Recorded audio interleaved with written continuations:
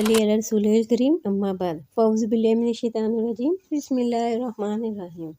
इन्नल्लाहा व मलाइकतहु युसल्लूना अला नबी या अय्युहल्लज़ीना आमनू सल्लु अलैहि व सल्लिमू तस्लीमा। बेशक अल्लाह ताला और उसके फरिश्ते नबी मुकर्रम सल्लल्लाहु अलैहि वसल्लम पर दुरूद भेजते हैं। ऐ ईमान वालों, तुम भी आप सल्लल्लाहु अलैहि वसल्लम पर बहुत दूध भेजा करो, सलाम भेजा करो। मोदी सामीना अस्सलाम वालेकुम। अगर आप भी अपनी दुआओं की कबूलियत चाहती हैं और दूध इब्राहिमी के फ़ज़ाइल के बारे में अच्छी तरह जानना चाहती हैं तो हमारी इस वीडियो को एंड तक वॉच करें ताकि आपको अपने रूहानी मसाइल का और परेशानियों का हल मिल सके।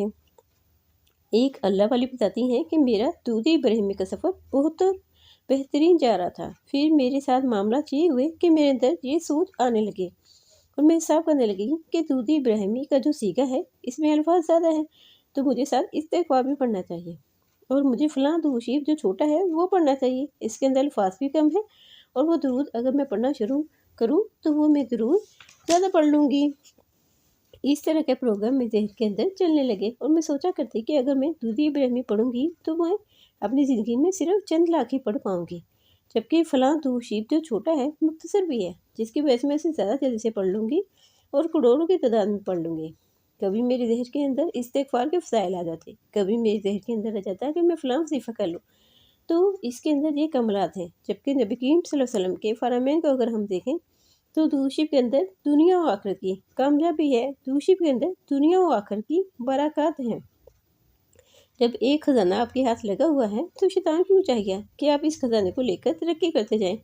अल्लाह और उसके रसूल सल्लल्लाहु अलैहि वसल्लम के करीब होते जाएं। तो फिर वो अपनी शादराना अंदाज को अपनाते हुए चालाकियाँ करता है, मकारियाँ दिखाता है, फंदे फेंकता है, आपकी नफ्सियात के मुताबिक आपकी सोच पर असरअंदाज होकर आपको मुख्तलिफ प्रोग्राम बताता है और आपको इस खैर के रास्ते से हटाने के लिए मुख्तलिफ तरकीबें बताता है। नेक बनकर आपको मशवरे देता है कि आप इस तरह कर लो, अगर आप ये नहीं पढ़ोगे तो फ़लाँ वजीफ़ा जो बताया जा रहा था और इस अमल के अंदर फ़लाँ जो फ़ायदा है आप इससे महरूम हो जाओगे और आप जो भी हैं अभी दूध इब्राहिमी पे रुकी हो तो बाकी जो फ़ायदे हैं वो लोग समेट लेंगे और आप इससे महरूम रह जाओगे। तो आपको चाहिए कि इन फ़ायद को भी हासिल करो,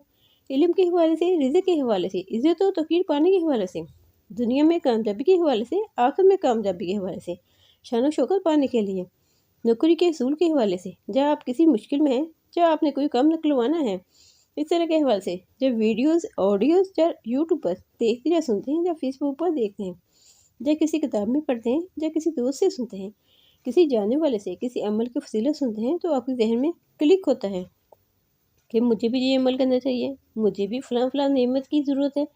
तो आपको समझ जाना चाहिए कि शैतान की तरफ से आपको इस रास्ते से हटाकर नए रास्ते पर डालने की कोशिश जारी है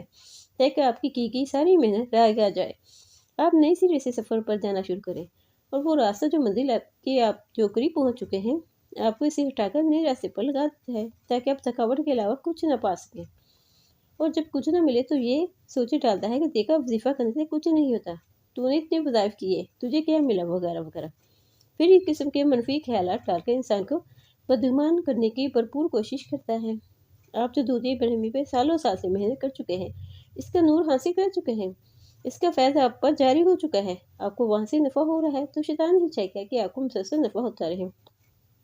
तो आप मुसलसल मुनाफे में जाएँ, आप तरक्की में जाएँ, आप कामयाबी में जाएँ और वो आपको कामयाबी के करीब देखेगा तो वो आपको एक नए सिरे से एक नए अमल की तरफ मुतवज्जा करेगा ताकि आपकी नई मेहनत करें, नए निज़ाम को नए सिरे से शुरू करें और इस पर आप सालों साल लग जाएँ। तो अब जो सालों साल से अरसे से आप दूध इब्राहिमी पढ़ रहे हैं तो इस दूध इब्राहिमी से हटाने का एक सा मकसद ये होता है कि आप अपनी मंजिल से हट जाएँ, क्योंकि आप जिस रास्ते पर जा रहे होते हैं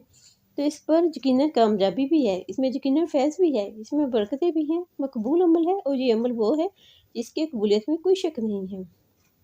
कोई शुबा नहीं है। तो आपको वो सफ़र नहीं छोड़ना चाहिए,